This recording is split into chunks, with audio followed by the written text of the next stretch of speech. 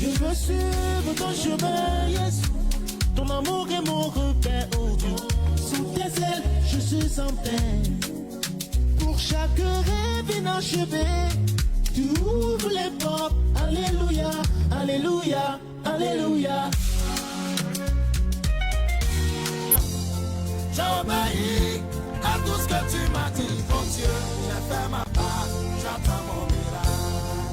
J'ai appliqué toutes tes lois. J'ai mis ta parole en pratique. Mon Dieu, j'ai fait ma part et j'attends mon miracle. Hey, j'attends mon miracle. Hey, j'attends mon miracle.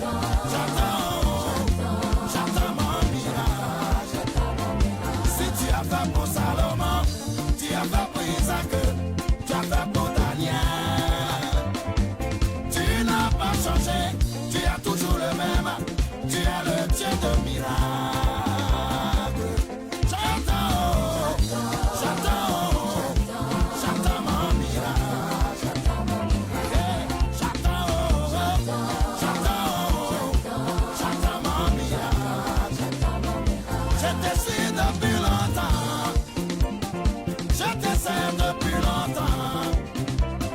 Autour de moi, les gens avancent. Hey! Autour de moi, les gens prospèrent. Moi, j'attends mon miracle. Moi, j'attends mon miracle. Hey! Hey! J'attends mon miracle. Hey! J'attends mon miracle. Et c'est ça, moi, j'attends mon miracle. J'ai besoin de ta présence. J'ai besoin de ton amour. Mon Dieu, j'ai besoin de ta présence. Là, nous vivons dans ce monde de troubles. Nous vivons dans ce monde de souffrance. Nous vivons dans ce monde de crise. Sans ta présence, mon Dieu, où irons-nous? Je t'en supplie, voilà mon âme. Je suis rejeté à cause de son évangile. Les gens m'ont abandonné. Je t'en supplie, voilà mon âme. Je t'en supplie, voilà mon âme. Mes frères m'ont abandonné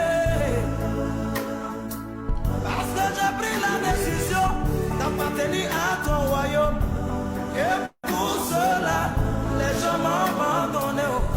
Je n'ai plus personne, je suis à la risée de tous. Mon Dieu, ne m'abandonne pas. Dis-moi quelque chose. Dis-moi quelque chose. Mon âme est attristée. Mon Dieu, ne m'abandonne pas. Je t'en supplie, Seigneur. Dis-moi quelque chose. Mais le Seigneur dit dans Luc 18, verset 8, « Quand le Fils de l'homme reviendra, trouveras-tu la foi sur la terre ?» Quand il reviendra, le Seigneur ne viendra pas chercher ceux qui fréquentent chaque jour de la semaine l'église locale. Le Seigneur ne viendra pas chercher des chrétiens religieux. Le Seigneur ne viendra pas chercher ceux qui donnent beaucoup de dîmes. Le Seigneur ne viendra pas chercher des chrétiens qui font plusieurs dons. Le Seigneur ne viendra pas chercher toutes ces choses, mais il viendra chercher la foi. La foi. La foi. Et la foi dont on fait mention ici, ce n'est rien d'autre que la parole. La parole. C'est ça la vraie foi. Les chrétiens qui gardent la parole de Dieu dans leur cœur. Le Seigneur dit, celui qui m'aime gardera ma parole, gardera ma parole, gardera ma parole. Cher enfant de Dieu, Laisse-moi te dire, oublie un peu tes problèmes de la vie. Oublie un peu les soucis que tu as quant à la chair. Parce que la vie de l'homme sur la terre est une vie éphémère, une vie passagère. Nous ne sommes pas les premiers à s'inquiéter pour les choses qui affligent nos cœurs, pour toutes ces choses. Nous ne sommes pas les premiers. Avant nous, il y a eu des gens qui nous ont précédés dans ce monde, qui s'inquiétaient comme moi et toi. Pour les mariages, ils s'inquiétaient pour les matériels, ils s'inquiétaient pour l'argent, ils s'inquiétaient pour les maisons, ils s'inquiétaient pour les habits, ils s'inquiétaient pour les bijoux, ils s'inquiétaient pour toutes ces choses. Le Seigneur les avait aussi accordé ces choses, mais ils ont tout laissé. Au moment où nous sommes en train de parler, ils ont tout laissé. Je connais un homme riche ici en Europe, je priais pour ses papas. Il était mort suite à un cancer. Bien-aimé, il a mis tous les paquets en jeu pour que les médecins puissent éradiquer cette maladie dans son corps. Mais les médecins ont dit, on n'a pas un produit, on n'a pas un médicament qui peut éradiquer ces soucis. Tes jours sont comptés. Il a tout laissé. Ce papa-là, il a beaucoup travaillé dans sa vie. Avant sa mort, il m'avait amené dans l'une de ses parcelles. Et pendant qu'on était en train d'effectuer le voyage pour aller là-bas, il m'a beaucoup parlé. Comment est-ce qu'il a reçu son argent? Il m'avait dit beaucoup de choses. Et pendant qu'il était en train de me parler, tout au long de notre voyage, moi je ne savais pas que tout ce qu'il était en train de me dire, c'était la dernière causerie, c'était la dernière conversation il était en train de faire avec moi. Cher enfant de Dieu, il m'avait dit beaucoup de choses. J'ai regardé les efforts que ses papas avaient fournis. Il a construit des villas, il a tout laissé. Des voitures qui coûtent plus de 100 000 euros. 200 000, il a tout laissé.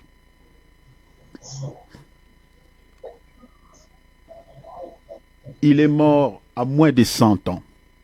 Cher enfant de Dieu, vous voyez la vie de l'homme. Et les gens dans ce monde sont en train de sacrifier. Les gens sacrifient leur éternité à cause de cette courte vie. Les gens refusent délibérément le Seigneur. Les gens ne veulent pas prier. Les gens ne veulent pas marcher dans la crainte du nom du Seigneur. Ils préfèrent se laisser entraîner dans le péché, se laisser entraîner au plaisir de ce monde.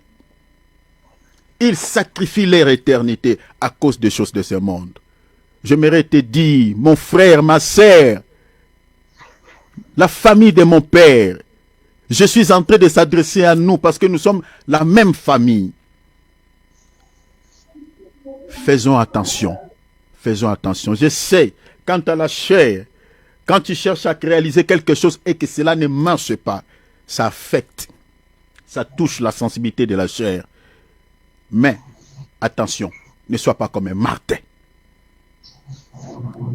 Ne restez pas dans les inquiétudes. Ne restez pas dans les inquiétudes. Comme un Marthe. Marthe, tu t'inquiètes pour beaucoup de choses. Beaucoup. Marthe, tu as beaucoup de choses dans la tête. Tu penses à la cuisine, tu penses qu'il faut que tu pars au travail, tu penses que voilà, il faut que j'achète ça, il faut. Beaucoup de choses. Mais Marie, ta sœur, a choisi la bonne part qui ne lui sera jamais enlevée. Et la bonne part que la sœur Marie avait choisie, c'était la parole. Et 2 Timothée chapitre 1 verset 10, la Bible dit, Dieu a caché l'immortalité dans l'évangile. C'est-à-dire, le Seigneur a dit à Marie, Marie, si elle meurt aujourd'hui, et dit à Marthe, si Marie meurt aujourd'hui, Marie a déjà reçu quelque chose sur laquelle Dieu a caché l'éternité, a caché plutôt l'immortalité dedans. Donc même si elle meurt, cette chose-là ne lui sera jamais ôtée. Elle restera avec elle jusqu'à l'éternité. Bien-aimé, si tu meurs en dehors de la parole, tu ne seras jamais ressuscité. Parce que c'est dans la parole que Dieu a caché l'immortalité. Voilà pourquoi si vous lisez dans Apocalypse 13, 14, la Bible dit « Errez dès en présent ceux qui meurent en Christ. » Ils se reposent. Vous savez, au Congo, nous avons l'habitude d'écrire sur la croix, cette inscription, que ton âme repose en paix. On a l'habitude d'écrire ça. Bien aimé, ce n'est pas toutes les âmes, toutes les personnes qui meurent qui se reposent en paix. Ce n'est pas toutes les personnes qui meurent qui se reposent en paix. Selon la Bible dit, errez dès à présent ceux qui sont morts en Christ, car ils se reposent. C'est-à-dire, ceux qui se reposent, c'est ceux qui sont morts en Christ. Donc, celui qui n'est pas décédé, n'est pas mort en Christ, son esprit est en errance. Voilà pourquoi vous allez entendre quelqu'un après sa mort et on commence à rêver cette personne. Oh, on l'avait vu. Oh, il est venu me parler. C'est que son esprit n'a pas trouvé du repos. Certains démons que nous chassons dans nos vies, mais bien aimés, tous les démons ne sont pas des anges de chi. Les âmes de certaines personnes qui étaient brigands dans ce monde, qui ont fait de mauvaises choses dans ce monde, leurs âmes aussi deviennent des démons, se promènent en errance, ne trouvent pas de repos. Voilà pourquoi ce sont des esprits souvent qui possèdent aussi la vie de plusieurs personnes. On a fait déjà des services de délivrance comme ça. Vous êtes en train de prier pour quelqu'un, l'esprit de sa tante parle dans son corps, mais sa tante là est déjà décédée. Vous voyez, les esprits là, ceux qui sont morts en dehors du Seigneur Jésus-Christ, leurs esprits possèdent aussi le corps de certaines personnes. Parce que pour se sentir mieux, il faut qu'ils trouvent, qu'ils rentrent toujours dans le corps. C'est ça ce que Jésus a dit dans Matthieu chapitre 12 au verset 43. Vous les chassez, mais ils retournent toujours dans la maison. Ils se sentent mieux dans le corps parce qu'ils étaient dans le corps. Je suis allé là-bas pour nous dire, ne nous accrochons pas aux choses de ce monde. Ce sont des choses passagères. C'est temporaire. Je vous dis la vérité. Même moi, votre frère, j'ai besoin de certaines choses de ce monde. Mais je ne m'accroche pas à cela. Ça peut me créer des inquiétudes à un moment. Mais après un temps, je vais me laisser dans la présence de Dieu. Parce que je travaille plus pour mon salut. La Bible a dit, travaillez à votre salut. Travaillez pour votre salut. Philippiens chapitre 2, je crois chapitre 2, verset 10 ou 12. Chapitre 3, 12 ou 12. Travaillez à votre salut. Les saluts, on les travaille. Prie le Seigneur. Il revient. Il revient. Vous vous souviendrez un jour de tout ce que je vous dis ici, mes bien-aimés. Je le crois. Vous vous rappellerez comme l'homme riche. Mais je souhaiterais que vous puissiez se rappeler de tout ce que je vous dis ici. Pas en enfer. Pas dans le séjour des morts là où il était l'homme riche. Mais dans les seins de Père Abraham. S'il vous plaît. Je serai dans la joie. Je serai content quand on se verra au sein de Père Abraham. Jésus revient. Si tu as une baisse de vie de prière, ta requête doit être celle-là. Demande à Jésus, Seigneur, aidez-moi. Je vais rester dans ta présence. Je vais prier. Seigneur, j'ai la baisse. J'ai la baisse, j'arrive pas. Avant, je priais 1 heure. Avant, je jeûnais. Mais maintenant, là, Seigneur, je ne peux plus, j'arrive plus. Père, s'il te plaît, aidez-moi. Cher enfant de Dieu, nous sommes à la fin. Demande à Dieu que le Seigneur puisse t'aider. Qui te donne envie même de lire sa parole. Prions au nom de Jésus. Prions, s'il vous plaît, prions.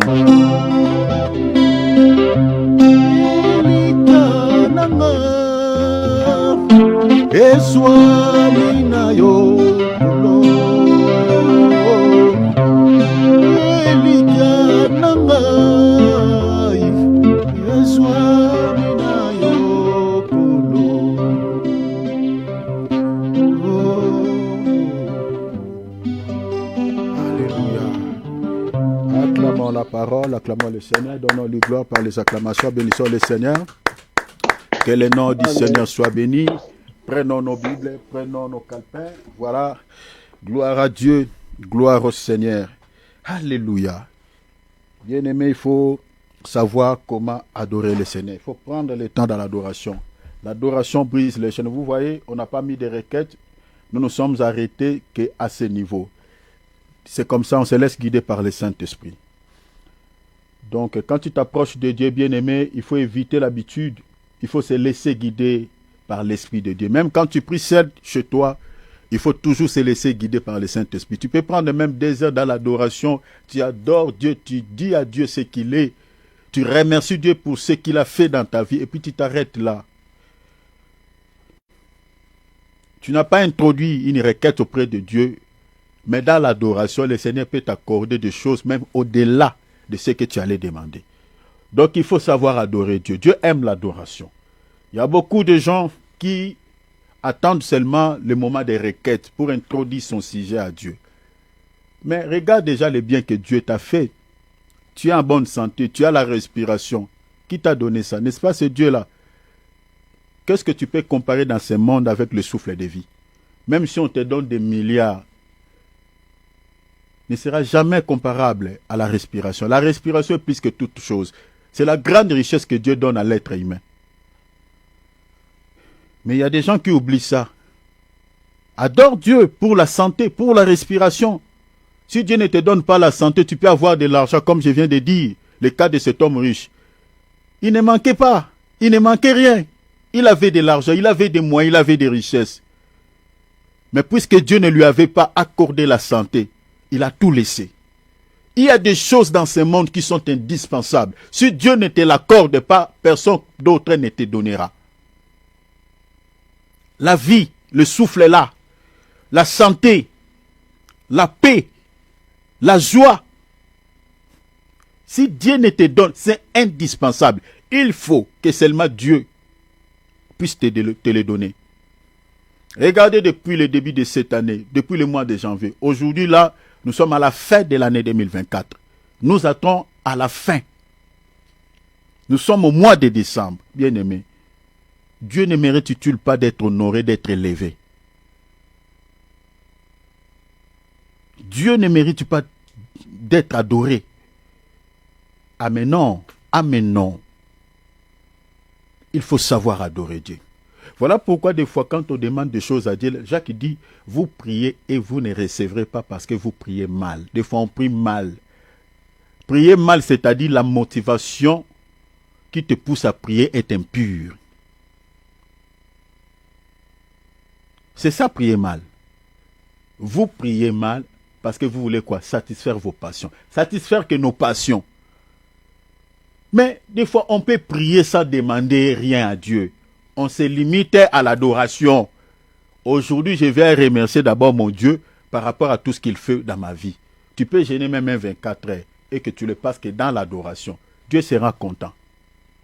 Mais des fois, quand on jeûne que pour introduire des requêtes.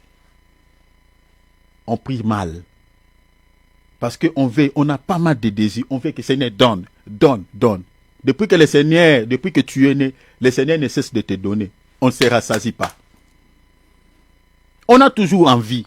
Jusqu'à ce que nous allons mourir, on reviendra toujours auprès du Seigneur. Seigneur, donne-moi encore. Donne. Si Dieu était un humain, il allait chasser certaines personnes. Ah, Foulka. Depuis que tu es né, tu ne viens que demander. Et puis tu es ingrat. Tu n'as jamais été reconnaissant envers moi. Quand je te donne là, tu me tournes le dos. Ce jour-là, tu ne pries plus. Tu te laisses entraîner dans des plaisirs. Il y a des gens qui sont comme ça. Quand il est dans la détresse, là, Dieu est son Père. Hein? Dieu le voit dans sa présence. Mais quand Dieu va les bénir, il tourne le dos à Dieu. Il n'a plus le temps de prier. Vous l'appelez, vous dites, mais mon frère, ma soeur, mais tu n'assistes plus aux réunions, tu ne viens. Ah, le travail me prend tellement de temps. Mais le travail là, avant que tu puisses prendre le travail, c'est Dieu qui t'a donné, non? Tu as eu le travail là par la prière. Et aujourd'hui, tu sabotes la prière à cause du travail. C'est Dieu qui t'a donné ce travail-là. Pourquoi cela t'empêche maintenant de prier? Donc Dieu a mal fait de te donner le travail. Il y a certains, c'est le mariage. Avant de se marier, ils priaient. Ils cherchaient Dieu par des gens. Nous avons des sœurs comme ça. Dans l'église, on sait que sœur là, elle commence la prière. Les gens pensaient que bon, elle a les dons de l'intercession. Alors que rien à voir. Depuis qu'elle est mariée, ce don-là est parti. Il ne gêne plus. Ne soyons pas comme, chers enfants de Dieu. Jacques dit, vous priez mal. Vous priez en fonction de satisfaire vos passions, vos mauvais désirs. Des fois, quand on s'approche de Dieu, bien aimé, on peut se limiter dans l'adoration. On bénit notre Père, on adore notre Père. Dieu nous donne certaines choses qu'on ne lui demande même pas dans la prière. Qui parmi nous ici, avant de se réveiller, il a demandé à Dieu le souffle? Qui? Qui a demandé la respiration à Dieu? Personne. Mais Dieu nous a donné la respiration. Il y a d'autres personnes dans un coin du monde qui ne se sont pas réveillées, hein, parce que Dieu ne les a pas donné la respiration. Il y a des choses qu'on ne demande pas. La santé des foies, on ne demande pas. La paix du cœur, on ne demande pas. La joie, on ne demande pas. Mais il y a des hommes riches qui sont tout le temps tristes. Il a tout, il a l'argent, mais ils sont tout le temps stressés, tristes. Cher enfant de Dieu, il faut savoir adorer Dieu. Quand tu adores, adore Dieu. Chantez pour à son honneur. Dieu aime la louange et l'adoration. C'est très important. Nous sommes en train de partager sur donc je partage avec nous du coup les 3 facteurs comme j'avais dit hier. Donc je suis en train de parler du 6e facteur qui concerne les signes permettant d'identifier un vrai prophète, un vrai serviteur de Dieu par rapport à un faux prophète, en opposition à un faux prophète. Donc ça c'est le 6e facteur. En même temps, j'aborde le 7e facteur relatif aux indices qui caractérisent les faux prophètes ayant touché à la magie. Et je traite également du 8e facteur qui porte sur des pratiques non conformes à la sainte doctrine sont généralement des signes qui caractérisent les faux prophètes. Donc, je touche ces 3 facteurs du coup. Je veux que nous puissions finir ces 3 facteurs et puis nous allons aborder, si Dieu voulant, les 9e et les 10e facteurs et puis le 11e facteur et puis on va finir. Donc voilà, vraiment que le Seigneur nous fasse grâce qu'on finisse, je crois, les jeudis. Les jeudis, on aura réunion à titre de formation. On a réunion. Donc, je compte vraiment finir le jeudi ces 3 facteurs. Alors, retenez, n'oubliez pas. Donc, je suis en train de partager avec nous ces 3 facteurs directement. Donc, je réitère pour ceux qui n'ont pas saisi ce que je viens de dire. Je dis que nous sommes en train de partager sur le 6e facteur qui concerne les signes permettant d'identifier un vrai serviteur de Dieu par opposition à un faux prophète. Donc, je parle des signes qui identifient un vrai serviteur de Dieu en opposition à un faux prophète. En même temps, j'aborde sur le 7e facteur relatif aux indices qui caractérisent le faux prophète ayant touché à la magie. Donc, quelques indices qui vont vous permettre de pouvoir connaître les faux prophètes qui ont touché à la magie. Parce que nous avons plusieurs catégories de faux prophètes. Nous avons ceux qui ont touché à la magie, nous avons les arnaqueurs, nous avons plusieurs catégories. On avait partagé cela ici. Des prophètes qui ont touché la magie et ceux qui n'ont pas touché à la magie, mais qui sont les faux prophètes, c'est-à-dire des voleurs, des arnaqueurs. Et on avait partagé, je crois, 5 catégories de faux prophètes. Donc, je crois que si vous regardez nos vidéos précédentes, vous allez voir ce qu'on avait dit par rapport à ces 5 types ou catégories de faux prophètes que nous observons dans nos assemblées à travers le monde. Et là, nous parlons maintenant les indices. Donc, c'est-à-dire les indices relatifs. Au fait, nous parlons sur les indices qui caractérisent les faux prophètes ayant touché à la magie. Vous voyez, à la sorcellerie, à l'occultisme. Ça, c'est notre 7e facteur. Et je traite également le 8e facteur, comme je viens de dire, qui porte sur des pratiques non conformes à la sainte doctrine, sont généralement des signes qui caractérisent les faux prophètes. C'est-à-dire, toutes les pratiques qui n'ont rien à foutre avec la sainte doctrine, avec la doctrine ou les enseignements des prophètes et des apôtres, sont généralement des signes qui caractérisent le faux prophète. Prenons par exemple un serviteur de Dieu qui demande à une sœur pour pouvoir la délivrer le contact sexuel. De ça, cette pratique à la sainte doctrine, aux enseignements des apôtres, ne cadre pas. Donc ça, donc vous êtes déjà en face d'un faux prophète. Vous voyez un serviteur, je crois que je vous donnerai des signes ici. C'est-à-dire un serviteur de Dieu qui qui veut appliquer l'huile sur le corps d'une sœur, et il demande à une sœur de se déshabiller, il va appliquer l'huile sur tout son corps. Ce sont ce genre de pratiques. Et il y en a plusieurs au-delà de cela, des pratiques comme par exemple, je peux vous dire par exemple, sceller, c'est-à-dire avant que l'homme de Dieu puisse prier pour vous, il faut que vous puissiez donner une offrande d'action de grâce. Ça, vous entendrez ça beaucoup dans des églises, et surtout dans les églises africaines. Vous allez souvent entendre ça. Il faut sceller cette prière. Chez les Blancs, il y en a aussi, tout ça, je vous donnerai quelques signes ici. Il faut sceller la prière, il faut, voilà. Ces genres de pratiques, donc, ne se conforment pas à la sainte doctrine. Alors,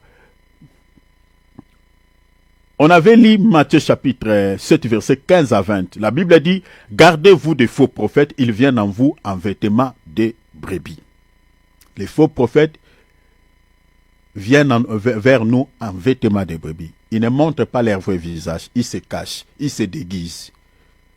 Donc ils viennent en vêtements de brebis. Voilà pourquoi nous avions dit, si vous n'avez pas la connaissance des Écritures, vous aurez du mal à identifier un vrai serviteur de Dieu en opposition à un faux prophète. Vous aurez du mal à reconnaître un faux prophète. C'est difficile. Parce que ils se déguisent. La Bible dit ce sont des loups. Mais ils ne montrent pas leur vrai visage du loup. Ils s'habillent en vêtements de brebis. Vêtements de brebis ici veut dire quoi? C'est-à-dire ils confessent Jésus. Vous voyez? Parce que quand on dit vêtements de brebis, qui est la brebis? La brebis, c'est un ministre de Dieu authentique. Parce que commençant par les ministres de Dieu authentiques et ceux qui s'asseyent sur des chaises sont des brebis. Maintenant, comme Jésus parle d'un faux prophète qui vient vers nous en vêtements de brebis, c'est-à-dire il s'identifie à la brebis qui est ministre de Dieu. C'est-à-dire comme la brebis, ministre de Dieu en tant qu'une brebis, brebis du Seigneur, il parle de Jésus. Lui, le faux prophète aussi parle de Jésus. Ministre authentique de Dieu, voilà, il prie, voilà, il demande des offrandes, ils font l'œuvre de Dieu avec, voilà, des intentions. Lui aussi, il essaie de marcher sur ses traces, mais dans le but de pouvoir égarer. C'est-à-dire, le ministre authentique qui est la brebis du Seigneur, manifeste le don de la puissance, et aussi Satan les a donné le pouvoir magique pour pour pouvoir réaliser des miracles mensongers, donner des fausses révélations. Vous voyez? Donc, c'est-à-dire, ils s'identifient. La Bible dit, ils viennent vers nous en vêtements de brebis. Donc, si vous n'avez pas la connaissance de la parole, vous n'avez pas le discernement des esprits, vous aurez du mal à reconnaître un faux prophète. Jésus dit, ils viennent vers vous en vêtements de brebis, mais au-dedans. Regardez, on dit au-dedans. Voyez? Bien aimé, pour pouvoir connaître les choses qui sont dans mon cœur, tu ne pourras pas. C'est moi-même qui connais ce qui est dans mon cœur. Donc, c'est-à-dire, la Bible dit au-dedans. Au-dedans, ce sont des gens qui ont des intentions machiavéliques, qui ont des motivations impures devant les enfants de Dieu. Au-dedans, ce sont des loups. Leur vraie nature, ce sont des loups. Et le Seigneur ajoute et dit, vous les reconnaîtrez à leurs fruits. Ça, c'est la piste de solution que le Seigneur nous donne pour pouvoir identifier ces gens, pour pouvoir reconnaître ces gens à leurs fruits. Bien-aimés, attention, ici je suis en train de s'adresser surtout aux serfs, parce que souvent c'est vous qu'on manipule beaucoup par les faux prophètes. Faisons attention. Ce n'est pas tous les serviteurs de Dieu qui confessent Jésus qu'il est un ministre authentique. Attention. J'avais dit ici, si vous lisez dans 1 Roi chapitre 22, les prophètes, la Bible nous parle des prophètes de Baal. Mais lorsqu'ils prophétisaient, ils ne prophétisaient pas au nom de Baal. Ils prophétisaient au nom de l'Éternel.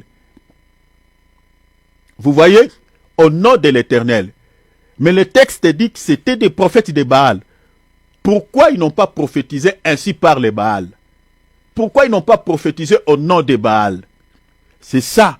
Ils viennent vers vous en vêtements de brebis. L'objectif, c'est quoi? C'est de pouvoir vous séduire. Comme tu es la brebis, quand tu entendras le nom de Jésus, le nom de l'Éternel, tu dis, ah, il est le nôtre. Il est le nôtre, il faut que je m'accroche. Alors qu'il n'est pas le nôtre.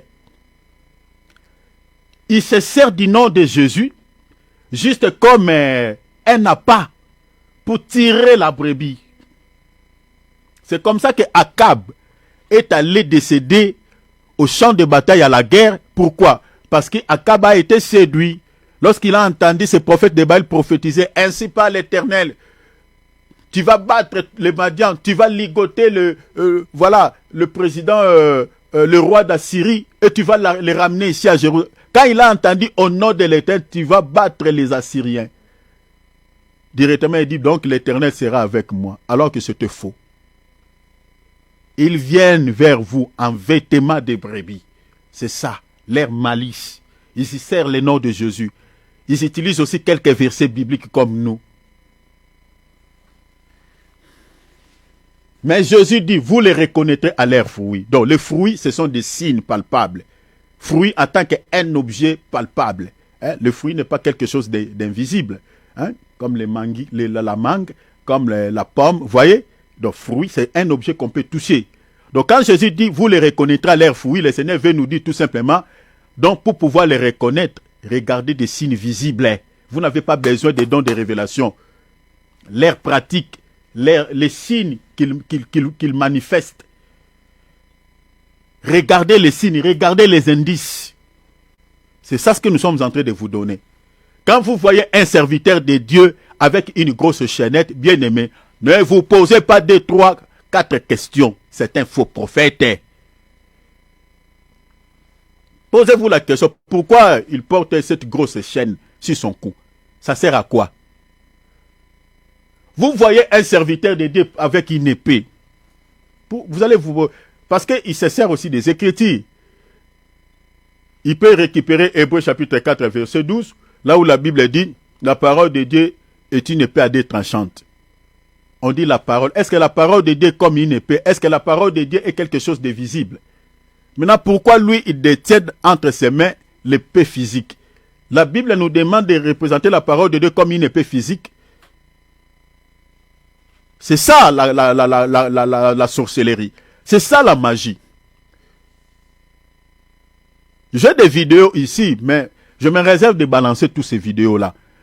Où vous trouverez, il y a même des images. Regardez seulement sur la photo que je mets sur toutes mes vidéos. Vous allez voir des serviteurs avec des épées. Ce sont ces signes-là. Vous n'avez pas besoin de prier, de demander à Dieu, révèle-moi l'état d'âme de ces pasteurs. Non, regardez seulement les signes. Tous ceux qui se conforment aux prêtres catholiques, qui s'habillent en toge, qui s'habillent avec des longues robes, vous n'avez pas besoin de se poser des questions. Ce sont ces faux prophètes. Ce sont des faux. Je vous dis devant les célestes, ce sont des faux. Dans la Bible, un serviteur de Dieu n'a pas une tenue spéciale qu'il doit mettre sur son corps. Non. Pourquoi il s'habille comme les prêtres catholiques? Ce sont les enfants de la grande prostituée, l'église catholique. Les fruits, les signes. Ils aiment l'apparence de la piété. L'apparence de la piété. Ils aiment porter des chemises avec des cols cléricaux. Regardez, vous allez voir, ils aiment quoi, cette apparence-là. Ce sont ces signes-là. Tout ce que vous voyez avec des talites, avec des kippas sur la tête, vous n'avez pas besoin de prier. Ce sont ces gens-là que nous disons que les faux prophètes, ce signe, Jésus a dit, vous les reconnaîtrez à leurs fruits, c'est-à-dire, vous allez les reconnaître par, c'est-à-dire, il y a des indices palpables, des signes palpables. Les fruits, des signes visibles.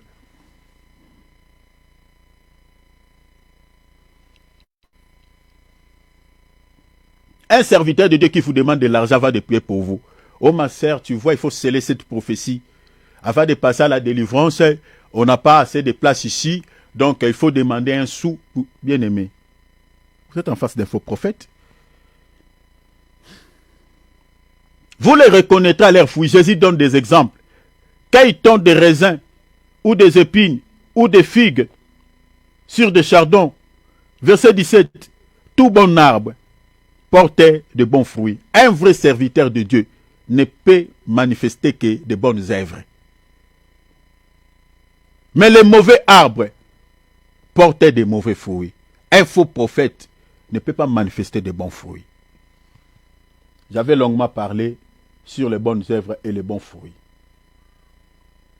Alors, l'apôtre Paul dit dans l'épître des 1 Thessaloniciens, versets 5 à 21 à 22, qu'il faut examiner toutes choses afin de déterminer ce qui est bon et de s'abstenir de tout ce qui est mal. Parce qu'on dit, tout bon arbre porte quoi? De bons fruits. Donc, un vrai serviteur de Dieu ne peut que manifester de bonnes œuvres. Un faux prophète ne peut que manifester de mauvaises œuvres. Mais maintenant, face à un serviteur qui vous prêche la parole ou manifeste des dons spirituels, comment discerner ces fruits, si ces fruits sont bons ou mauvais? La réponse, c'est ça ce que je viens de dire. Comme l'apôtre Paul a dit dans 1 Thessaloniciens chapitre 5, verset 21, qu'il faut faire quoi? Examiner toutes choses.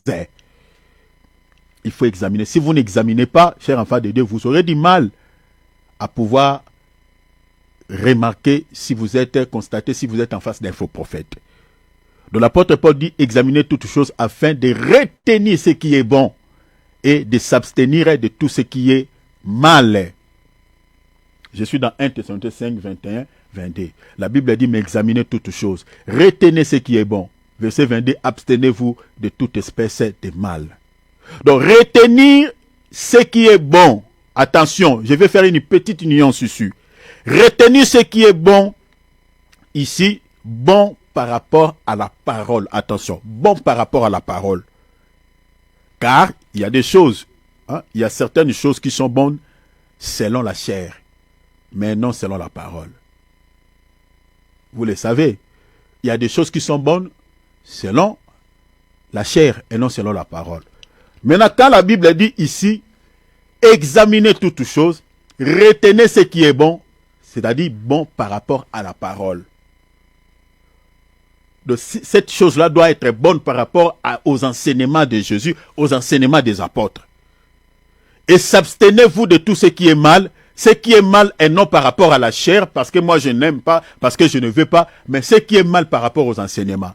Prenons par exemple les baptêmes dans un petit bassin, comme on baptise, parce que nous parlons aussi sur les pratiques non conformes à la sainte doctrine, sont généralement les signes qui caractérisent les faux prophètes, des pratiques non conformes. Prenons par exemple des églises dites des églises protestantes ou certaines églises de réveil qui font les services de baptême dans un petit bassin, alors que nous avons plein de rivières autour de nous, mais ils disent non, on ne va pas aller dans des rivières parce qu'il y a trop de risques, il y a nanani, nanana, je ne sais pas quelles sont les raisons qu'ils donnent. Ils ont créé des petites piscines dans les églises pour pouvoir baptiser les gens. Vous allez voir quand ils expliquent les mots baptême en grec, il dit baptême, tu sais, en grec, il ne donne pas les versets, il vous donne une théorie bidon. C'est-à-dire, tu sais, le mot baptême en grec, il veut dire baptizo. C'est-à-dire, plonger dans l'eau, immerger, c'est-à-dire plonger dans l'eau. Donc, il se limite à ce niveau, il dit, bon, voilà, comme la baptême veut dire plonger dans l'eau, donc, même dans un petit bassin, il suffit que la personne soit plongée dans l'eau. Il n'est pas question d'aller dans une rivière. Ça, c'est ça ce que Paul dit. Quand on va examiner à la lumière des Écritures, on va dire que non. Ça, c'est ça ce qui est la Bible considère comme étant un mal. C'est ça ce qui est mal. C'est bon quand on entend ça. En grec, veut dire baptise. Ah oui, c'est bon quand on entend quant à la chair. Mais quand on va vérifier à la lumière des Écritures, ce n'est pas bon. Parce que tout ce que nous sommes en train de faire dans les églises comme pratique, notre code de la route, c'est la Bible. Il faut que nous puissions voir des traces de cette pratique-là chez les apôtres, chez le Seigneur Jésus-Christ. Quand on regarde dans la Bible, il y avait des piscines de Bethesda. Il y avait des piscines. Il y avait plusieurs piscines en Israël. Il y avait la piscine de Siloé. Mais vérifiez dans la Bible. Est-ce que les apôtres ont-ils baptisé les gens dans ces lieux-là? Nous disons non. Dans la Bible, on a vu les traces des baptêmes là où on baptisait les gens, dans des fleuves, dans les Jourdains. Nous avons les fleuves du Jourdain, nous avons aussi Hénon. On nous parle du Jourdain et la rivière Hénon, là où Jean-Baptiste baptisait aussi les gens. Parce que Jean-Baptiste pouvait baptiser les gens dans le fleuve du Jourdain et puis dans une rivière qui s'appelait Hénon.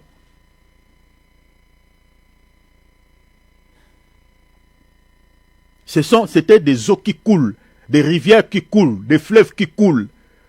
Pourquoi on doit toujours faire les services de baptême dans une eau qui coule? Il y a toute une explication là-dessus. Parce qu'une eau qui coule, c'est une eau symboliquement sur le plan spirituel qui a la vie. Qui a la vie. Une eau qui ne coule pas, c'est une eau qui n'a pas la vie. Or, le baptême, à titre symbolique, il veut dire je suis mort avec Jésus et je ressuscite avec le Seigneur. C'est-à-dire de la mort à la vie. C'est ça le symbole de la baptême. Maintenant, quand on te baptise dans une eau qui ne coule pas, c'est-à-dire quand on va te plonger là-bas, donc tu es seulement mort, mais tu ne peux pas revenir à la vie. Parce que cette eau-là, qui ne bouge pas, n'a pas la vie. L'eau qui a la vie, l'eau qui peut te donner la vie sur le plan spirituel, c'est une eau qui coule. Bien aimé, même quant à la chair, on ne boit jamais une eau qui ne bouge pas. Ça va te donner... Il y a beaucoup de microbes, il y a beaucoup d'infections. Mais la rivière qui coule n'a pas des infections. Vérifiez ce que je vous dis. Une eau qui coule, mes bien-aimés, n'a pas des infections. N'a pas de microbes. Parce qu'il y a la vie, ça coule.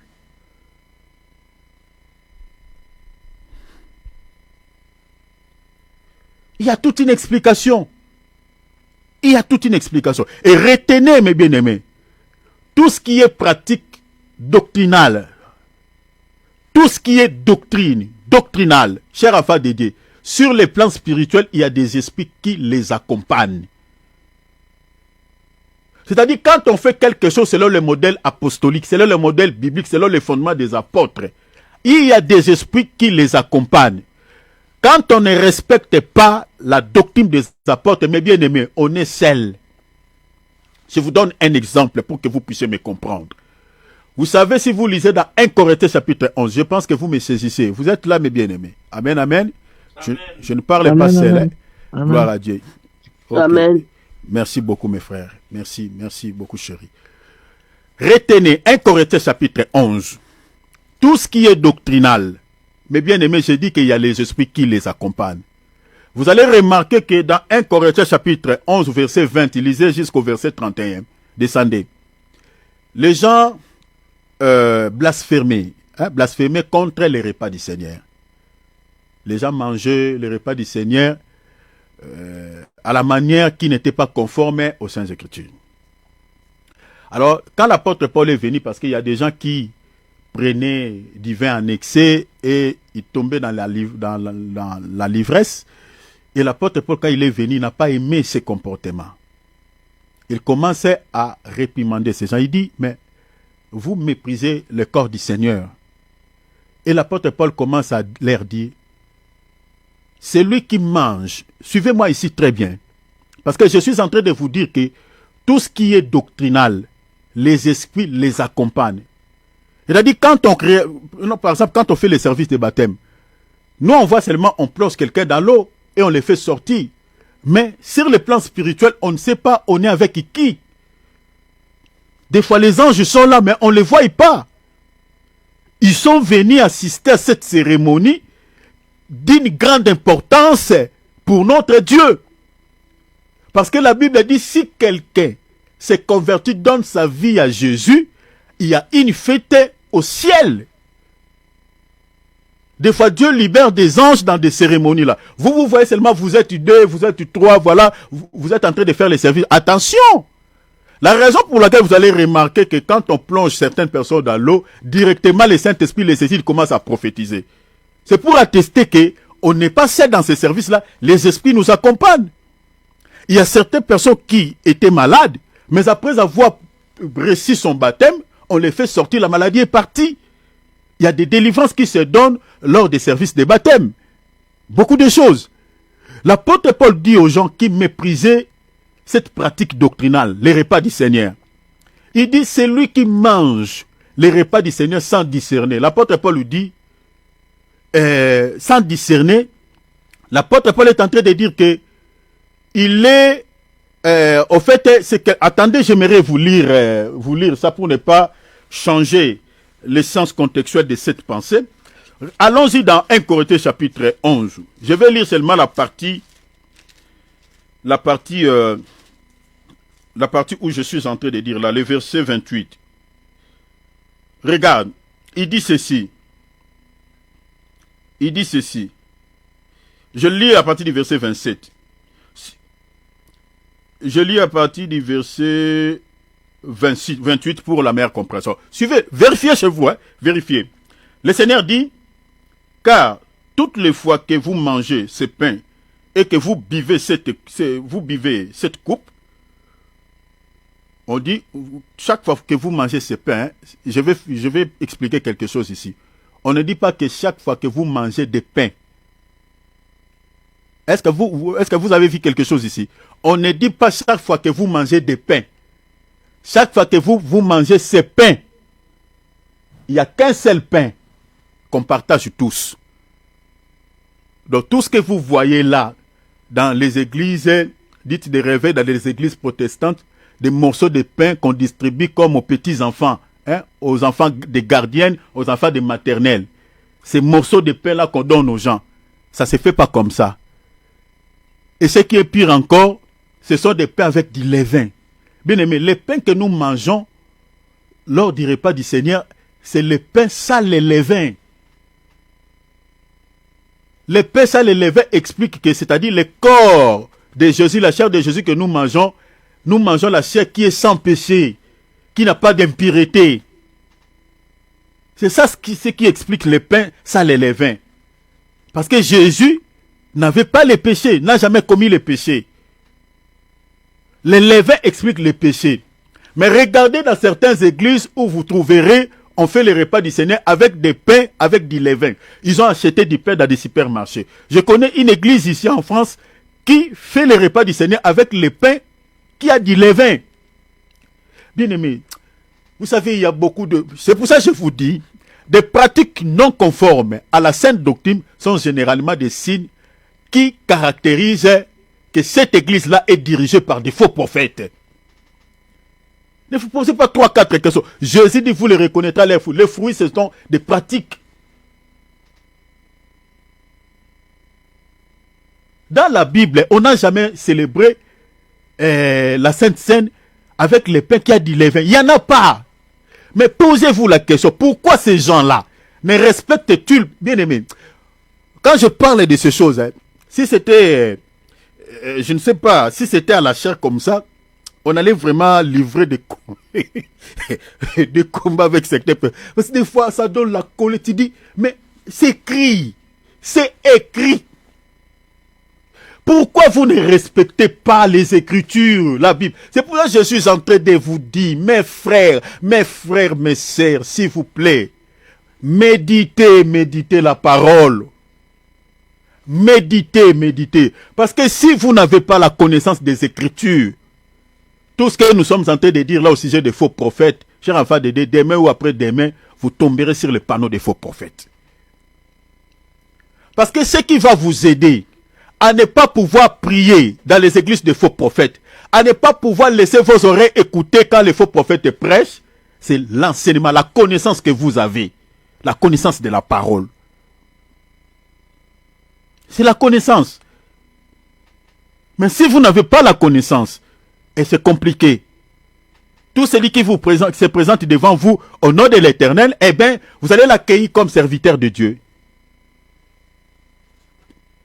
Je connais des églises ici en Europe où on fait le repas du Seigneur avec des pains qui a du levain à l'intérieur. Et au-delà de cela, ici, si vous lisez ici, l'apôtre Paul parlait du pain. Il dit, car toutes les fois que vous mangez ces pains, au singulier, ces pains, un seul pain, même quand, je vous renvoie encore dans Matthieu, l'évangile de Matthieu, chapitre 26, verset 26, on parle d'un seul pain. Du pain, la Bible dit quoi? et que vous buvez cette coupe, il n'y a pas plusieurs coupes, une seule coupe. Mais tous ces petits gobelets-là, où on distribue des mesures du vin à l'intérieur, et on distribue aux enfants de Dieu comme des petits gamins comme ça, cette pratique-là, ça vient d'où? Ça tire son origine où? Ça vient de la grande prostituée. C'est très compliqué. Et là-bas, à l'église catholique, là-bas, il n'y a même pas... En fait, c'est le pape qui a celle qui prend le vin. Hein. Il vous donne seulement, je ne sais pas si du pain, les communions. Lui-même, il ne partage jamais du vin avec les fidèles. Il boit le vin dans une grosse coupe comme ça. Bon, c'est compliqué, c'est bizarre.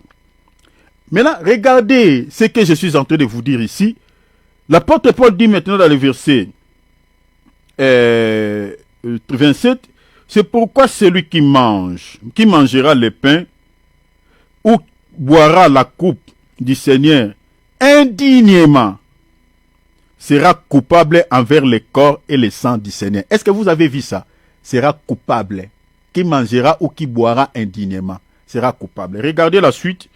Il dit, car celui qui mange et boit sans discerner, vous voyez, sans discerner, et boit sans discerner le corps du Seigneur, et mange et boit un jugement contre lui. Un jugement contre lui. Vous voyez, hein? Un jugement. On voit seulement, on fait les repas du Seigneur. Attention, il y a des esprits qui sont là. Si tu manges ces repas sans discerner, tu manges ces repas sans être éprouvé, cher enfant de Dieu, la Bible dit, il y a une sentence qui va tomber sur toi. Et qui va te juger? Les esprits sont là. Regarde ce que Paul dit ici. Paul dit, c'est pour cela qu'il y a parmi vous beaucoup d'infirmes. Oh mon Dieu, beaucoup d'infirmes et de malades. Et qu'un grand nombre sont morts. Est-ce que vous voyez cela? Il y a beaucoup de gens qui sont frappés par des maladies mystiques. Nous avons beaucoup de cas dans nos assemblées. Mais bien aimé, n'attribuez pas tout à Satan. Oh. Certains soucis que nous avons dans nos assemblées, parce que les hommes de Dieu ne respectent pas la sainte doctrine. Bien aimé, quand on ne respecte pas la doctrine que les apôtres nous ont léguée, les esprits de Dieu qui sont là peuvent frapper. Peuvent frapper par des maladies mystiques. Peuvent frapper l'église du Seigneur. Est-ce que vous voyez cela? C'est pour cela que vous allez prier pour certains cas. Il n'y a pas de solution. Regardez certains hommes de Dieu qui sont frappés par des maladies mystiques. Certains serviteurs de Dieu. J'avais vu ici sur la vidéo, je crois, 2 ou 3 vidéos où les serviteurs de Dieu sont morts en plein culte comme ça. Des fois, on se demande, il y a certaines personnes qui disent que bon, peut-être il était malade, peut-être il avait les problèmes, et tout ça, de santé. Mais non, il y a certains hommes de Dieu qui sont frappés par les esprits parce que beaucoup ne respectent pas. Bien aimé, tout ce qui est doctrinal, les esprits les accompagnent. C'est ça ce que Paul dit. Paul ne parle pas des esprits. Mais il dit que si quelqu'un mange et boit, mange le corps du Seigneur et boit sans discerner, il peut être jugé. Il dit parmi vous, il y a d'autres qui sont frappés par des maladies. Est-ce que vous voyez cela? Mais maintenant, si on fait cela bien, on respecte la doctrine, c'est-à-dire les esprits qui sont là peuvent nous faire beaucoup de bien. Peuvent guérir ceux qui sont malades, peuvent accorder les dons du Saint-Esprit aux gens, peuvent faire beaucoup de bien. Est-ce que vous voyez cela? Donc c'est pour ça que je suis en train de vous dire que, mes bien-aimés, faisons attention à tout ce qui est doctrinal. Donc beaucoup des églises ne respectent pas ce qui est doctrinal. Alors l'apôtre Paul nous dit, pour pouvoir reconnaître un vrai serviteur de Dieu ou un faux serviteur de Dieu, la Bible dit, vous devez faire quoi? Examiner toutes choses. Examiner par rapport à quoi? Examiner par rapport à la Bible. Actes chapitre 17 verset 11. La Bible dit quoi? Ces Juifs avaient des sentiments plus nobles que ceux des Thessaloniques. Ils réussirent la parole avec beaucoup d'empressement. Ils examinaient chaque jour. Chers enfants de Dieu, mes bien-aimés, je vous parle, je ne sais comment parler. J'ai envie d'entrer même d'avocat pour parler. En tout cas, je parle de tout mon cœur. Le Seigneur m'attend parler. Je vous jure devant le Seigneur. Mais parce que nous avons des chrétiens qui ne lisent pas la Bible. Mon frère Philippe, méditez. L'homme de Dialex, méditez. Maman Adrienne, méditez. Chérie, méditez. Frère David, méditons tous la parole. Méditons. Même ceux qui nous suivent de loin, méditons la parole. Dans notre temps, le nombre de faux prophètes sont considérablement très élevé par rapport au nombre de vrais prophètes. Sont beaucoup. Jésus avait dit, le Seigneur avait dit dans Matthieu chapitre 24, il a dit plusieurs faux prophètes. Jésus avait dit plusieurs.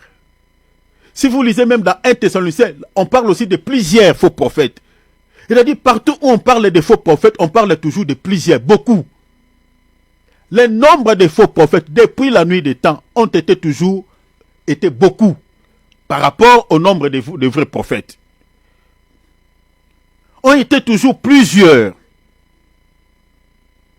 Donc si vous n'avez pas le discernement, vous ne méditez pas la parole, vous aurez du mal à pouvoir distinguer un vrai serviteur de Dieu en opposition à un faux prophète. La Bible dit, les chrétiens de Thessalonique avaient des sentiments plus nobles. Pas des sentiments charnels, que ceux des Thessaloniques. Ils réussirent la parole, avec beaucoup d'empressement. Mais la Bible dit quoi? Quand ils ont réussi les hommes de Dieu, qui sont venus vers et prêcher la parole, ils ont mis des sentiments charnels à côté, hein? Comme les chrétiens que nous avons aujourd'hui. Quand on leur présente, cet homme de Dieu vient de l'Amérique, cet homme de Dieu vient de la Chine. Voilà, et l'homme de Dieu commence à commenter sur cet homme. Et là après, il commence, quand il va prendre le micro pour parler, prêcher, il parlait de niaiseries, il parlait de balivernes, de choses qui n'ont rien à voir avec notre santé spirituelle. On nous fait manger de conquêtes sauvages, ce que la Bible parle, qui ne peut pas nous donner la santé. Ces chrétiens étaient des chrétiens, mes bien-aimés, authentiques. Aujourd'hui, les chrétiens de Béret, c'est à chercher dans notre temps. À chercher. Nous avons des chrétiens sentimentaux qui aiment leur pasteur, qui aiment leur prophète plus que même la Bible, plus que la parole, plus que Jésus qui était mort pour eux. Parler du mal à Jésus, ça ne leur dérange pas. Mais si tu touches leur prophète, ils sont prêts à te faire du mal. Les chrétiens que nous avons aujourd'hui, ils aiment les hommes plus que Jésus qui était mort pour eux. Ils aiment leurs églises locales plus que leur vie spirituelle.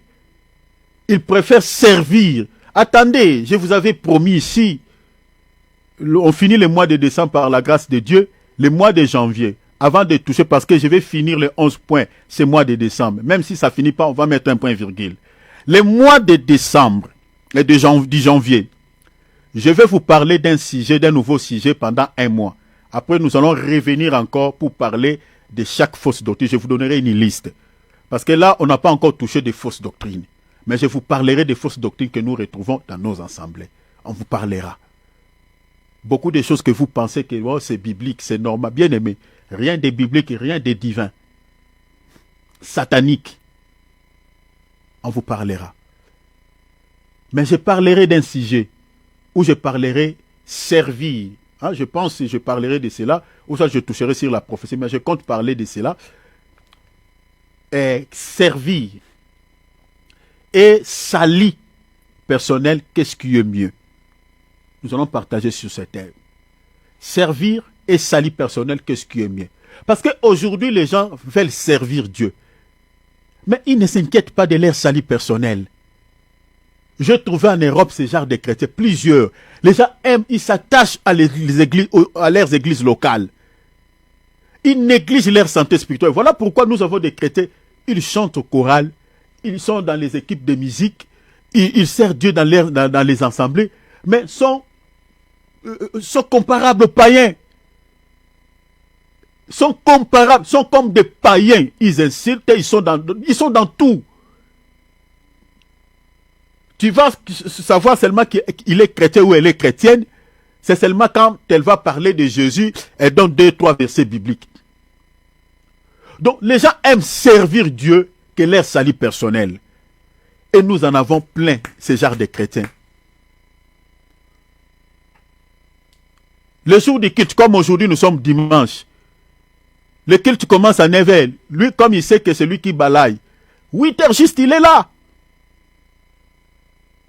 Pour que les hommes voient qu'elle sert Dieu, ou il sert Dieu. Ils sont ponctuels au jour des réunions.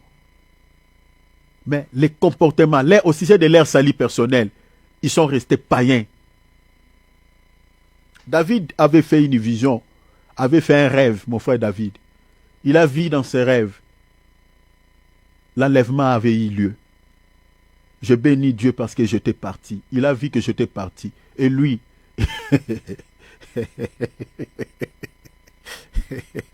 frère David, désolé. Ça me fait rire. Je ne souhaiterais jamais que tu restes. Le frère David était resté.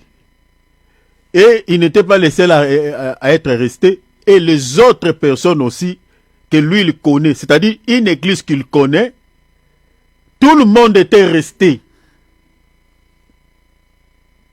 Vous imaginez notre bien-aimé David qui est connecté là. Il a vu, l'enlèvement a eu lieu. Moi qui vous prêche cette parole, j'étais parti. Je bénis Dieu. Parce que c'est le souci de tous les jours qui est dans mon cœur. Que je vive un jour auprès de mon maître. Parce qu'on écoute totalement ces mondes. Tout ce qu'on a vu dans ces mondes, en tout cas, que le Seigneur vient nous chercher. Il a vu dans ses rêves, lui, il est resté. Et une église qu'il connaît, les bien-aimés a dit, Tout l'ensemble était resté. Les gens étaient restés, les gens que lui, il connaît. Le matin, le frère m'a dit, mon frère, viens me donner les baptêmes.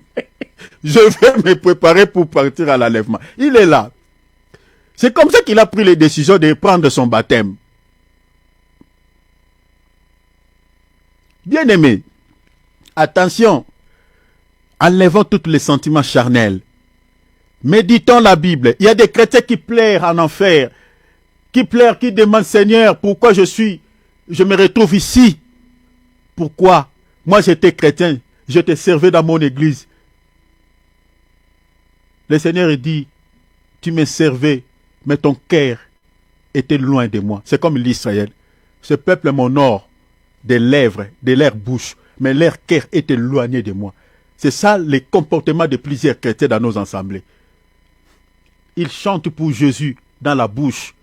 Ils disent dans leur bouche, ils aiment Jésus, mais le cœur, Jésus n'est pas dedans. Jésus n'a pas de place dans leur cœur. Ils ont des cœurs aigris, des cœurs remplis d'amertume, des cœurs haineux, des cœurs qui ont de la jalousie, des cœurs mauvais. Nous avons des chrétiens qui ont des mauvais, commençant par les hommes de Dieu, des chrétiens qui ont des mauvais cœurs. Heureux ceux qui ont les cœurs purs, car ils verront le Seigneur. Cher enfant de Dieu, si ton cœur n'est pas nettoyé de l'impureté, n'est pas nettoyé du péché, tu ne verras jamais Dieu. Je me demande toujours, bien aimé, vous savez, aujourd'hui, nous avons des chrétiens qui aiment les dons spirituels, hein? Mais j'ai toujours dit, les dons ne sauvent pas. Si vous voulez hériter le ciel, manifestez les fruits. Tu peux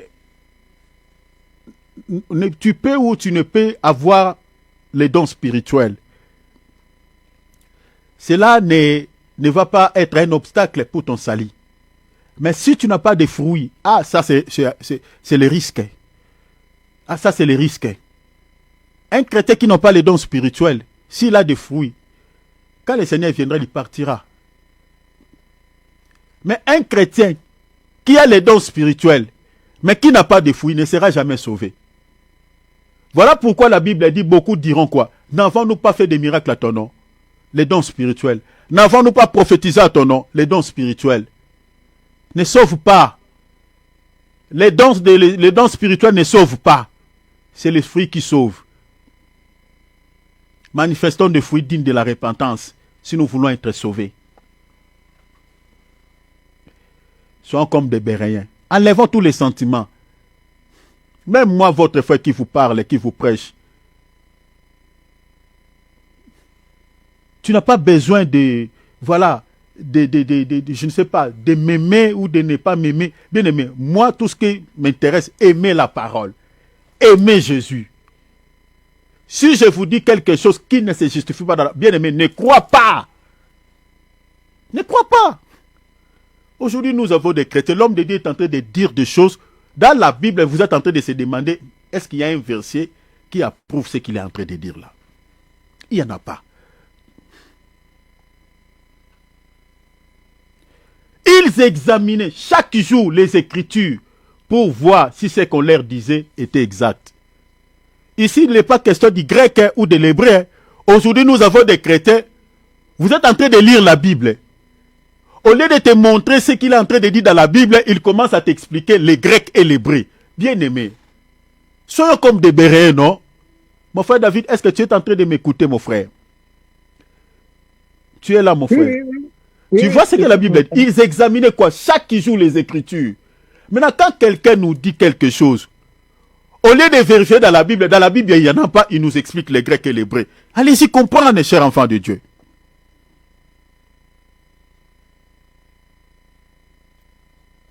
C'est pour ça que je suis en train de... Quand je dis ces choses, je vois beaucoup des images. Chers enfants de Dieu, quand vous êtes en train d'écouter la parole, vérifiez dans la Bible. Je vous dis, vérifiez. Si on vous dit quelque chose qui ne se justifie pas dans la Bible, soit comme les Béréens, rejetez cela. Paul nous dit, examinez, retenir ce qui est bon par rapport à la Bible. Et tout ce qui ne se justifie pas dans la parole, bien aimé, jetez ça dans la poubelle. Soyons comme des Béréens.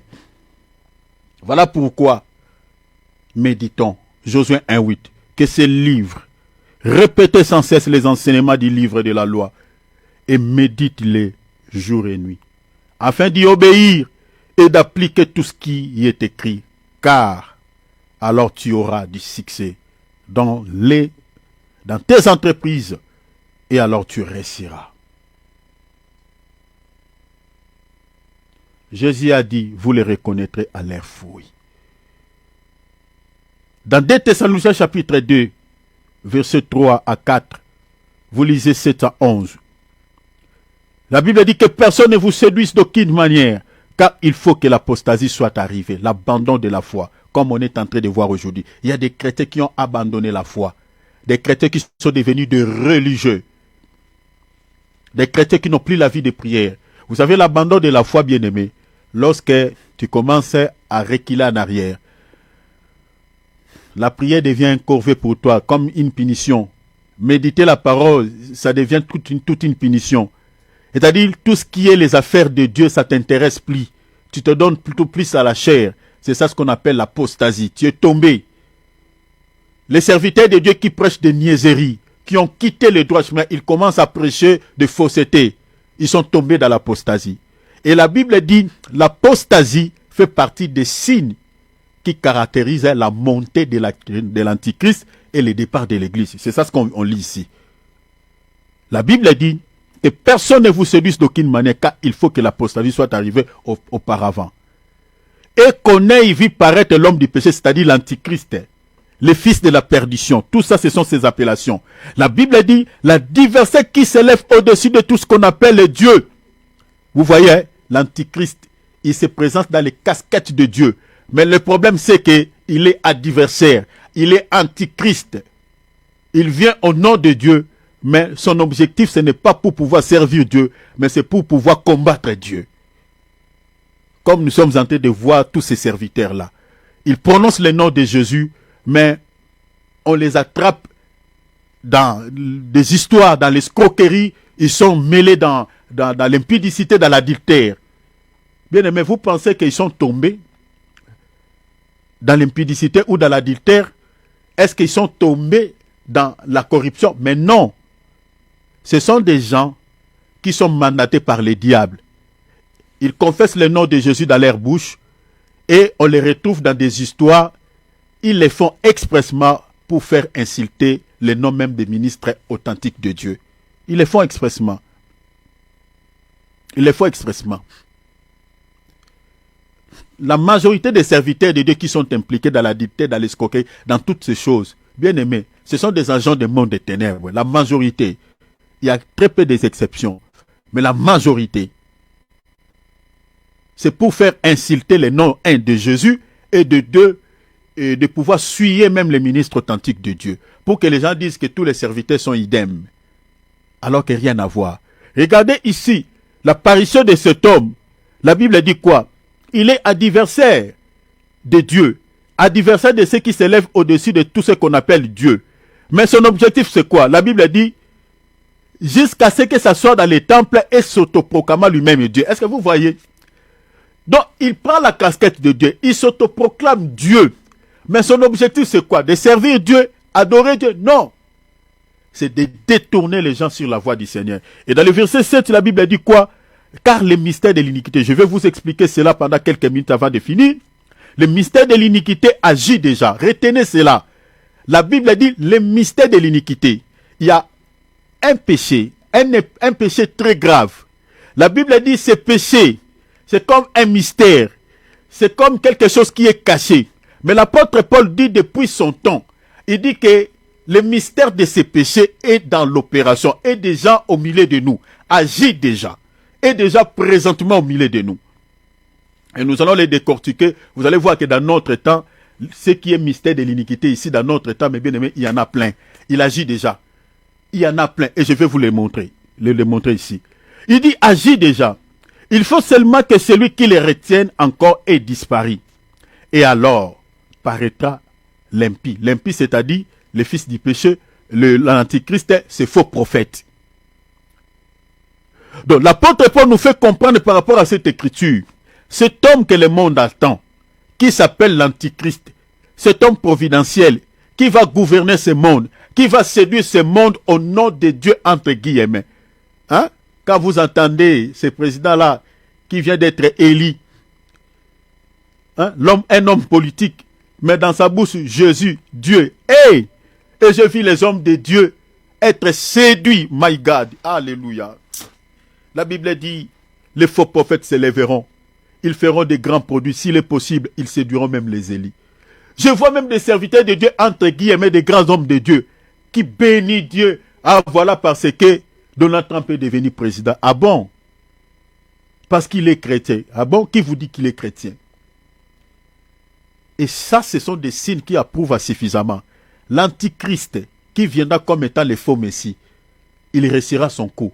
Beaucoup de serviteurs de Dieu seront séduits. Ce qu'on a vu ici lors des élections qui a eu lieu ici aux États-Unis d'Amérique, quand on a proclamé Donald Trump élu, j'ai vu des hommes de Dieu faire des vidéos en train de dire que Dieu soit loué parce qu'il y a un chrétien qui est devenu bien-aimé. C'est malheureux, c'est triste. Donc regarde, il est allé s'asseoir dans le temple de Dieu. Il a pris la casquette d'un homme de Dieu. Il a pris la casquette de notre Dieu. L'objectif c'est quoi? C'est de séduire. En réalité, dans son cœur, la Bible dit, il est l'homme du péché. La Bible dit, il est l'adversaire de Dieu. Mais il se présente devant les enfants de Dieu avec l'image d'un serviteur de Dieu, du Christ. Comme nous sommes en train de voir aujourd'hui ces faux prophètes. Il se présente devant nous en vêtements de brebis. Mais la Bible dit, à l'intérieur sont des adversaires de Dieu. Sont des antichrists. Rappelez-vous dans Philippiens chapitre 3 verset 18. Ils marchent en ennemi de la croix de Christ. Mais au-dedans, la Bible dit, ce sont des gens, ils marchent en ennemi de la croix de Christ et ils présentent aux gens un faux Dieu. Le Dieu du social, le Dieu du ventre. La Bible dit, ce sont des gens qui ne pensent qu'aux choses de la terre. Ils sont ennemis de la croix de Christ. Pourquoi? Parce qu'au lieu de présenter aux gens la croix, selon 1 Corinthiens chapitre 1 verset 18, parce que la Bible dit, la prédication de la croix est une folie pour ceux qui périssent, mais pour nous qui sommes sauvés est une puissance. Nous sommes sauvés par la croix, nous sommes sauvés par la prédication de la croix. Mais ces gens-là, dans Philippiens chapitre 3 verset 18, la Bible dit sont ennemis de la croix du Christ. Ils sont ennemis pourquoi? Parce que la Bible dit ils ne pensent qu'aux choses de la terre. Ils prêchent un évangile qui est lié à la terre. Matin, midi, soir, mariage. Matin, midi, soir, sur 4 clés du succès. Matin, midi, soir, sur un évangile terrestre. Et c'est pour cette raison. L'apôtre Paul avait dit, ces gens-là sont ennemis de la croix de Christ. Toutes ces femmes-là qui vous prêchent mariage, comment satisfaire son mari, comment satisfaire sa femme, ce sont ces gens-là dont la Bible parle dans Philippiens chapitre 3, verset 18. Ces gens-là qui vous présentent un Dieu maman, qui attache votre cœur à servir l'argent, à servir les choses de ce monde. Ce sont ces gens-là qui sont les ennemis de la croix du Christ, qui ont l'esprit de l'antichrist, qui représentent ce que l'apôtre Paul dit ici, le mystère de l'iniquité agit déjà. Avant que cet homme ne paraisse selon les temps qui lui a été dit dans la parole de Dieu, son esprit le précède. C'est pour cela l'apôtre Paul dit, le mystère de l'iniquité agit déjà. Son esprit l'a précédé. Et son esprit aujourd'hui agit au travers des corps de ces gens que nous appelons les faux prophètes. Qui manifestent la présence de cet homme. Regarde. Lisons une écriture. 1 Jean chapitre 2 verset 18. 1 Jean chapitre 2, l'épître de 1 Jean chapitre 2 verset 18. Petits enfants, c'est la dernière ère. Et quand vous avez appris qu'un antichrist vient, et vous voyez ça, vous avez appris où? Dans 2 Thessaloniciens chapitre 2 verset 7 jusqu'au verset 11. Le mystère de l'iniquité agit déjà. Il faut que celui qui le retient ait disparu. Et ensuite, ce monsieur fera quoi? Fera son apparition. Et l'apôtre Jean, il est en train de compléter ce que Paul avait dit. Il dit, vous avez appris qu'un antichrist vient. Il y a maintenant plusieurs antichrists. Est-ce que vous voyez le mystère de l'iniquité? Donc son esprit l'a précédé dans le corps de plusieurs personnes, dans le corps de plusieurs gens, ce faux prophète. Son esprit est en train d'agir. La Bible dit, il y a maintenant plusieurs antichrists. Qui sont-ils ces gens-là qui sont antichrists? Ces gens-là qui sont ennemis de la croix de Christ. Qui ne pensent qu'aux choses de la terre. Qui vous présentent le Dieu maman matin, midi, soir, l'argent. Comment devenir riche. Comme nous sommes en train d'aller ici vers la fin de l'année 2024. Regardez les thèmes. Regardez les thèmes, regardez les sujets. Tu as beaucoup souffert cette année. Tu vendais le charbon. Au mané gotega makala. Maintenant zo ebisayo. O gotega su makala mipikute. O koma gotega makala basak. O koma yo moko boss. O mama wana basakola pona ye. O gotega makala mupikute. Ezaki na 2021. 2022 ba ebisaki la même chose. Ateka ka makala mpiku. 2024 mama saka na musala wana. Ba kosi lisu aneo. Le Jésus est en train de dire pour mes bien-aimés français. C'est-à-dire ces gens-là sont des arnaqueurs, sont des menteurs. Ils ont prophétisé sur les gens que tu auras des promotions. Que le Seigneur va te donner une promotion, une nouvelle promotion. Tu vas changer de niveau. Mais depuis qu'ils ont prophétisé sur les gens au sujet des promotions, la vie de ces gens sont toujours la même. Il n'y a rien qui a changé. Ils ont prophétisé les années écoulées. Ils prophétisent toujours la même chose. Et les mêmes choses sur la vie des gens. Et rien ne change. On va encore nous mentir l'année 2024 pour traverser l'année à bonté. Pour traverser l'année 2025, il y aura des réveillons. Il y a déjà des affiches. Cher Alpha Dédé, regarde, coupez les liens. Tu vas, voilà, la dépense. Il y a beaucoup de choses.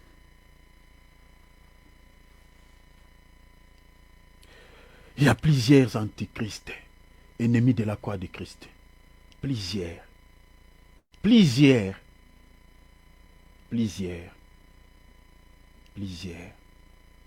Faisons attention. Faisons attention. Nous avons un antichrist au singulier qui apparaîtra. selon les prophéties bibliques, mais au moment où nous sommes en train de parler, il y a aussi son esprit dans les corps des gens. La Bible a dit qu'il y a plusieurs antichrists. Plusieurs. Donc le mystère de l'iniquité, mentionné par l'apôtre Paul dans l'épître des 2 Corinthiens, 2 Thessaloniciens, comme je viens de dire, chapitre 2, verset 7, se manifeste par l'ascension ou la montée de faux prophètes qui propagent de fausses doctrines, prononcent des prophéties mensongères et réalisent de faux miracles, selon l'évangile de Matthieu chapitre 7, versets 22 à 23. Regardez, la Bible dit, plusieurs me diront ce jour-là, n'avons-nous pas, Seigneur, Seigneur, n'avons-nous pas prophétisé en ton nom? Vous voyez, n'avons-nous pas chassé des démons par ton nom? N'avons-nous pas fait beaucoup de miracles en ton nom? Regardez les mystères de l'iniquité dans le verset 23. Alors je leur dirai ouvertement, je ne vous ai jamais connu. Retirez-vous de moi, vous qui commettez quoi? L'iniquité. Vous voyez les mystères de l'iniquité, hein? Donc le mystère de l'iniquité dont l'apôtre Paul fait mention dans 2 Thessaloniciens chapitre 2 verset 7, que le mystère de l'iniquité agit déjà. Je dis que le mystère de l'iniquité mentionné par l'apôtre Paul n'est rien d'autre que la manifestation par l'ascension ou la montée des faux prophètes qui propagent quoi? Des fausses doctrines et qui prononcent de prophéties mensongères et réalisent de faux miracles. Ce sont ces gens-là. Ici, ils ont réclamé, n'avons-nous pas prophétisé? N'avons-nous pas fait des miracles? Jésus dit, vous étiez dans l'iniquité. Pourquoi le Seigneur leur dit que vous étiez dans l'iniquité? Pourquoi? Parce qu'ils ont réalisé des miracles. Ils se sont servis du nom de Jésus. Mais derrière le nom de Jésus, il y avait quoi? La cabale. Ils se sont servis du nom de Jésus pour soutirer de l'argent. C'est ça l'iniquité. Donc quand la Bible dit le mystère de l'iniquité agit, l'iniquité c'est un péché. L'iniquité est un péché très grave, est un péché en outrage, est un péché de mépris envers Dieu, de mépris envers sa parole. C'est-à-dire un prophète qui utilise la magie au nom de Jésus commet les péchés qu'on appelle dans la Bible l'iniquité. Retenez ça. Un faux prophète, un serviteur de Dieu qui est en train de mentir les enfants de Dieu par des prophéties mensongères, au nom du Seigneur Jésus-Christ, commet les péchés qu'on appelle l'iniquité, comme les prophètes de Baal. Ils prophétisent par l'esprit de Baal, mais au nom de l'Éternel. Le péché que ces gens-là commettaient, c'est ça ce qu'on appelle l'iniquité. Beaucoup de serviteurs de Dieu commettent ces péchés. On les retrouve dans des pratiques qui n'ont rien à voir avec la parole de Dieu. Ils ont inventé des choses, mais au nom de Dieu. Au nom de Dieu, ces gens-là commettent le péché qu'on appelle l'iniquité. Au nom des prophéties mensongères, au nom de l'Éternel, au nom de Jésus. Mais alors que c'est des maquiona, c'est des fausses prophéties. Les péchés-là, ce sont des péchés très graves. On réalise des miracles mensongers. Il y a du fétichisme à l'intérieur. Il y a la cabale, il y a la sorcellerie. On est en train de mentir aux enfants de Dieu que le miracle là, c'est la manifestation du Saint-Esprit. Ce genre de péché, c'est ça ce qui est considéré comme de l'iniquité. Un péché très grave.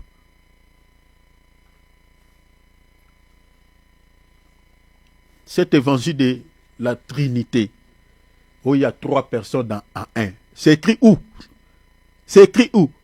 Les fausses doctrines, des faux enseignements. Ces péchés-là, ce sont des péchés très graves. C'est ça ce qui est considéré de l'iniquité. Ici, ils ont réclamé. N'avons-nous pas prophétisé à ton nom? N'avons-nous pas fait des miracles à ton nom? N'avons-nous pas dit Seigneur, Seigneur en ton nom? Vous étiez dans l'iniquité. Tout ce que vous avez réalisé à mon nom, mon esprit n'était pas avec vous. Je n'étais pas dedans.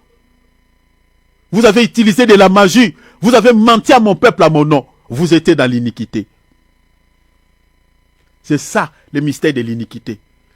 C'est-à-dire les gens qui utilisent le nom de Jésus comme un appât pour séduire les enfants de Dieu par des faux miracles, par des fausses prophéties, par des faux enseignements. Les péchés là, ce sont des péchés très graves. Très très graves. Très très graves aux yeux de l'Éternel. Très très graves. Si vous lisez dans Nombre, chapitre 15, verset 30 à 31, ce péché est un péché impardonnable.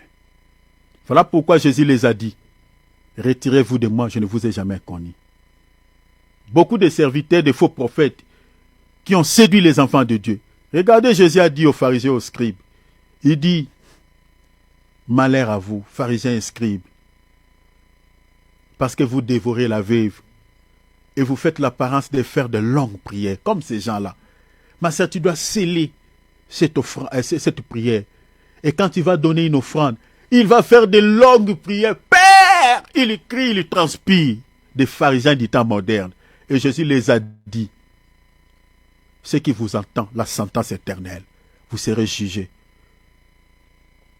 Ils mentent, les enfants de Dieu, au nom de l'Éternel. L'iniquité, un péché en outrance. Regarde, dans Nombre chapitre 15, verset 30 à 31. Mais quant à celui qui aura péché volontairement, tant celui qui est né au pays que l'étranger, il a outragé l'Éternel. Cette personne-là sera retranchée. Est-ce que vous voyez? Sera retranchée du milieu de son peuple, mon Dieu. Donc, c'est-à-dire, il périra. 31. Pourquoi? Le Seigneur dit parce qu'il a méprisé. Est-ce que vous voyez? Parce qu'il a méprisé les mépris. Parce qu'il a méprisé la parole de l'Éternel. Vous voyez ces péchés, les péchés de l'iniquité. C'est-à-dire, c'est le péché du mépris envers Dieu et sa parole. Ces gens-là méprisent le nom du Seigneur. Ils mentent au nom de Dieu. Il a méprisé la parole de l'Éternel et qu'il a enfreint son commandement. Cette personne donc sera certainement retranchée. La Bible a dit son iniquité. Ah, vous voyez ça? Hein? Son iniquité est sur elle. Donc l'iniquité est un péché de mépris envers Dieu et envers sa parole. Chers enfants de Dieu, faisons attention. Faisons attention. Moi, forte foi qui vous prêche là, si je dis quelque chose qui ne se justifie pas dans la Bible et que je me rends compte, frère, mes bien-aimés, je reviendrai ici pour enlever ça. Je ne veux pas tomber dans ces péchés. Mais il y a plusieurs serviteurs de Dieu qui ont fabriqué des offrandes qui ne se justifient pas dans la parole. L'offrande de grossesse, l'offrande de première-née, l'offrande de provocation. C'est écrit où? L'offrande de provocation, provoquer Dieu. C'est écrit où, frère? Ces péchés-là, c'est ça ce qu'on appelle l'iniquité. Quand vous êtes en train de mentir les enfants de Dieu, au nom de l'Éternel, c'est ça ce qu'on appelle l'iniquité. Le péché de l'iniquité, selon la Bible, comme je viens de dire, consiste à mépriser Dieu ou sa parole volontairement. Cela inclut lorsque l'on sert le diable dans sa conscience, tout en confessant Jésus dans la bouche, avec la bouche plutôt. C'est ça ce qu'on appelle l'iniquité. Lorsqu'on enseigne de fausseté au nom de Jésus-Christ, ou que l'on prophétise, ou qu'on accomplit, on réalise des miracles mensongers en son nom, c'est ça ce qu'on appelle l'iniquité. L'iniquité est un péché en outrance, un péché de mépris envers Dieu et sa parole. Et laisse-moi nous dire, mes bien-aimés, ces péchés empêchent aux hommes de vivre la main de Dieu. Regardez par exemple dans Matthieu chapitre 6, verset 24. Nul ne peut servir deux maîtres, car où il haïra l'un et méprisera l'autre. La Bible dit, il s'attachera à l'un et méprisera l'autre. Vous ne pouvez servir Dieu et maman. Donc c'est-à-dire tous ces serviteurs qui vous présentent tout le temps les dieux maman, qui vous parlent tout le temps de l'argent, qui vous pressent tout le temps sur les choses de la terre, ce sont des gens en réalité qui se sont attachés à Satan. Et ils ont méprisé Dieu. Et du coup, ils sont tombés dans les péchés qu'on appelle l'iniquité. Est-ce que vous avez compris cela? Parce que l'iniquité, selon Nombre chapitre 15, comme on vient de lire là, verset 30 à 31, la Bible dit, c'est le mépris envers Dieu. C'est un péché de mépris envers Dieu et sa parole. Et le Seigneur dit ici dans Matthieu chapitre 6, verset 24, nul ne peut servir deux maîtres. La Bible dit, il s'attachera à l'un et méprisera l'autre. Vous ne pouvez servir Dieu et maman, c'est-à-dire maman, le Dieu de l'argent, le Dieu de la richesse. Quand on présente à chaque fois aux enfants de Dieu de la richesse, l'argent, C'est-à-dire, tu pousses les enfants de Dieu à servir l'argent, à servir la richesse, à servir le matériel. Et celui qui fait ça, la Bible dit, il est attaché à quoi? Il est attaché à ce Dieu-là, à Mammon. Et du coup, comme il s'attache à Mammon, et comme il est impossible de pouvoir servir deux maîtres à la fois, il méprise en réalité le Seigneur Dieu. Et il tombe dans le péché qu'on appelle le péché de l'iniquité. Ce sont ces genres de personnes qui ne seront jamais sauvées. Là où on méprise Dieu et sa parole, il n'agit pas. Il n'agit pas. Regarde ici. Matthieu 13, 54, 5. On va lire 57, 58 rapidement. S'étant rendu dans sa patrie, qui? Jésus. Il enseignait dans la synagogue, de sorte que ceux qui l'entendirent étaient étonnés et disaient, d'où lui viennent cette sagesse et ce miracle? Les gens étaient étonnés. Étonnés. On se demande d'où lui viennent cette sagesse et ce miracle.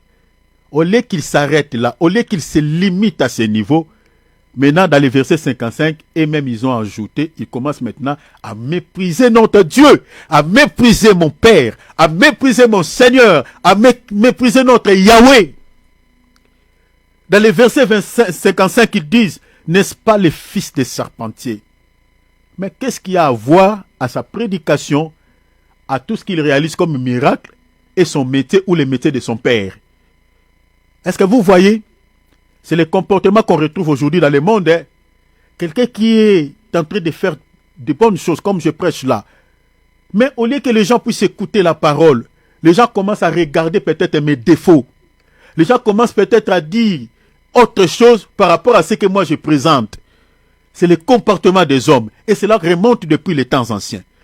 Les gens, au lieu de regarder le travail que le Seigneur était en train de réaliser dans sa patrie, ils commencent à dire, oh, d'où lui vient cette sagesse pour pouvoir enseigner ainsi, pour pouvoir réaliser de tels miracles.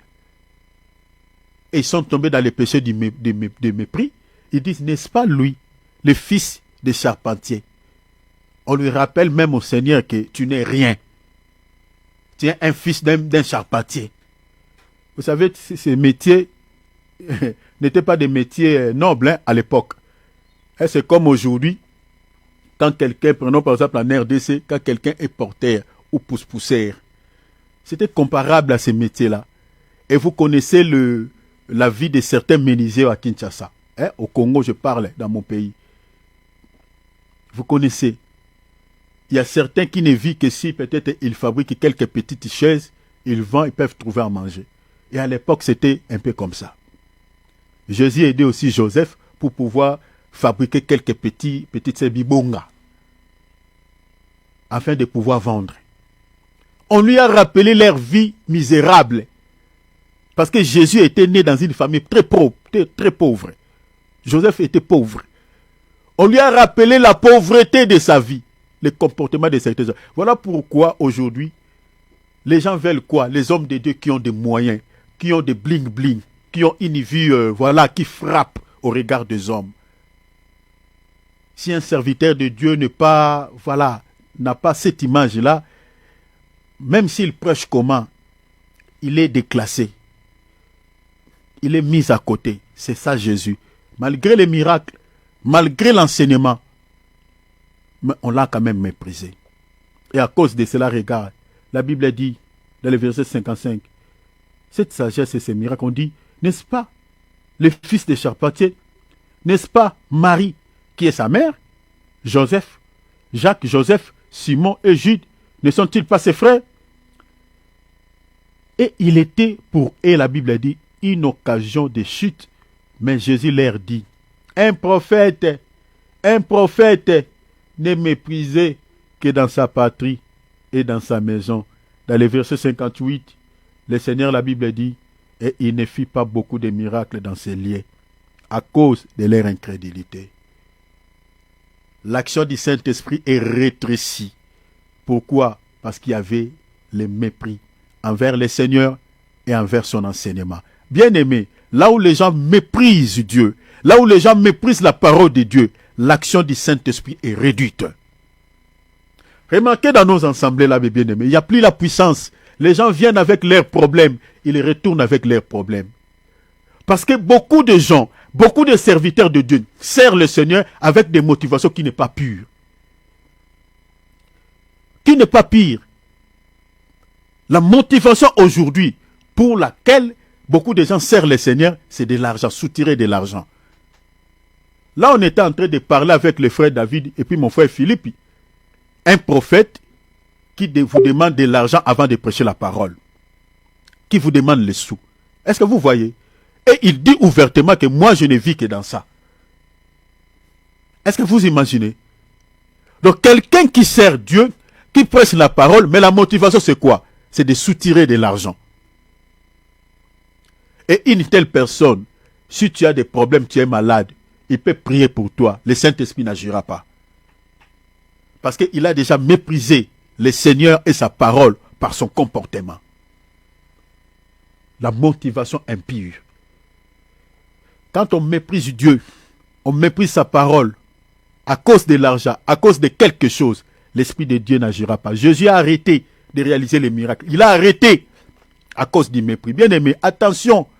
Comme nous sommes en train de vous prêcher la vérité là, attention, ne méprisez jamais la parole de Dieu. Et surtout si ce qu'on dit est justifiable dans la parole, cela se justifie dans les Écritures. Bien aimé, dis amen à cela, ne méprise pas la parole de Dieu. Comme aujourd'hui, il y a certaines personnes qui méprisent la vérité. Vous les avez montés, vous les remontez dans les Écritures. Mon frère, ma soeur, regarde, c'est écrit. Mais la personne refuse. De telles personnes, ils méprisent Dieu. Les gens préfèrent croire aux mensonges, croire aux balivernes, à ce qui est écrit.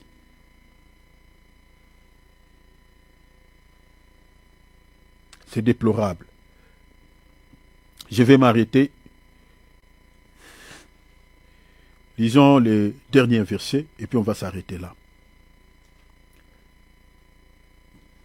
Quand un serviteur de Dieu est corrompu par les péchés de l'iniquité, suivez-moi ici, je vais m'arrêter ici.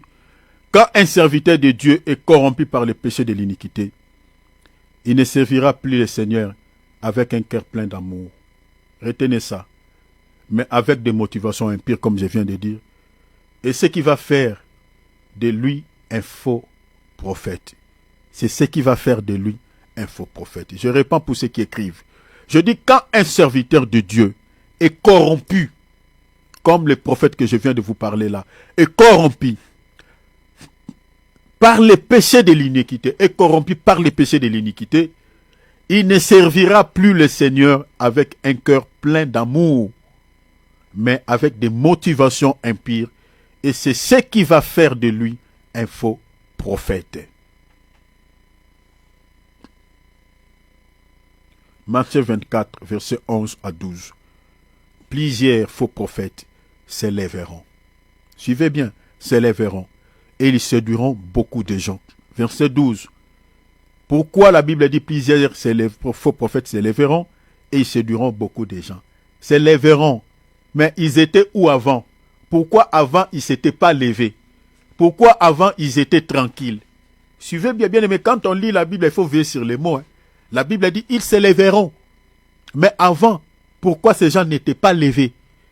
Pourquoi ils étaient assis? Attention, ces mouvements expliquent deux choses. Donc avant, ils étaient sur le droit chemin. Mais après, ces gens se sont détournés du droit chemin. C'est ça en fait la pensée. Parce qu'on dit, plusieurs faux prophètes s'élèveront. Donc avant, ces gens ne s'étaient pas levés. On dirait qu'ils étaient en train de marcher sur le droit chemin. Après quelques temps, ces gens se sont détournés de la vérité. Regardez, c'est le verset 12 qui nous explique quelque chose.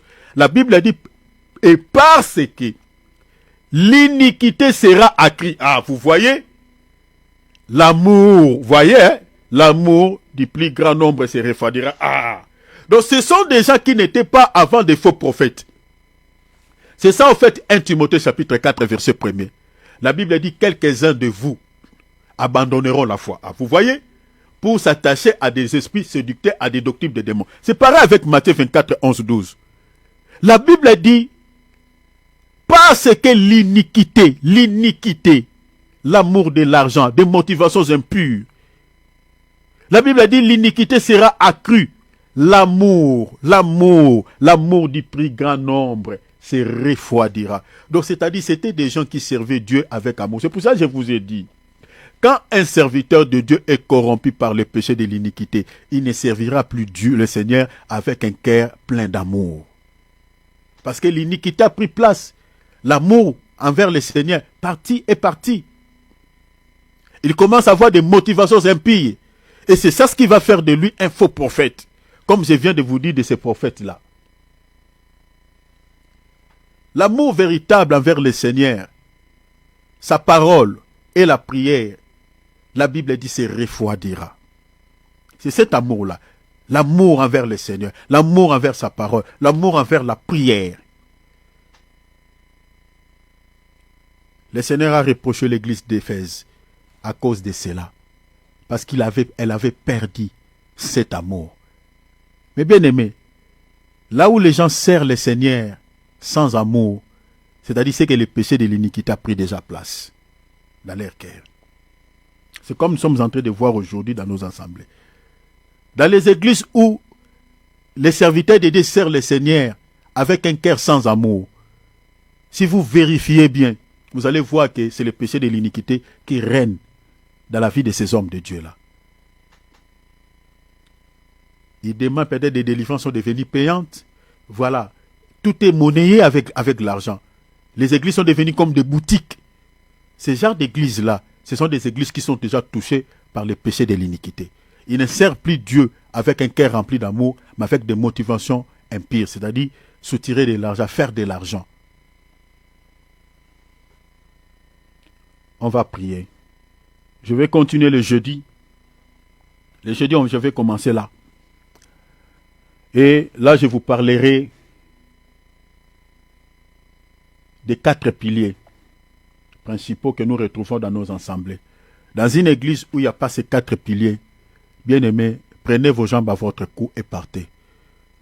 Les 4 piliers dont je vais vous parler le jeudi font partie des signes qui caractérisent une bonne église qui est dirigée par un vrai prophète. Dans une église où vous ne trouverez pas ces 4 piliers dont je vais vous parler le jeudi, bien aimé, prenez vos jambes à votre cou et partez. C'est une église qui est dirigée par un faux prophète. Parce que je parlerai de l'amour, parce que l'amour dont on fait mention, que la Bible dit que l'amour, l'iniquité sera accrue, et l'amour de plusieurs personnes se refroidira, cet amour-là consiste à l'obéissance envers le Seigneur et envers sa parole. Envers sa parole. Et je vous parlerai sur les caractéristiques d'amour. Je vous parlerai 4 piliers qu'on retrouve dans l'église. Je vous parlerai. Parce que cette obéissance-là, envers le Seigneur, envers sa parole, implique le respect de la sainte doctrine. Parce que l'obéissance à la parole de Dieu, c'est-à-dire, il faut respecter le fondement que les apôtres nous ont légué. Si on ne respecte pas ces fondements, mes bien-aimés, on est mal barré. Alors, ça, on parlera le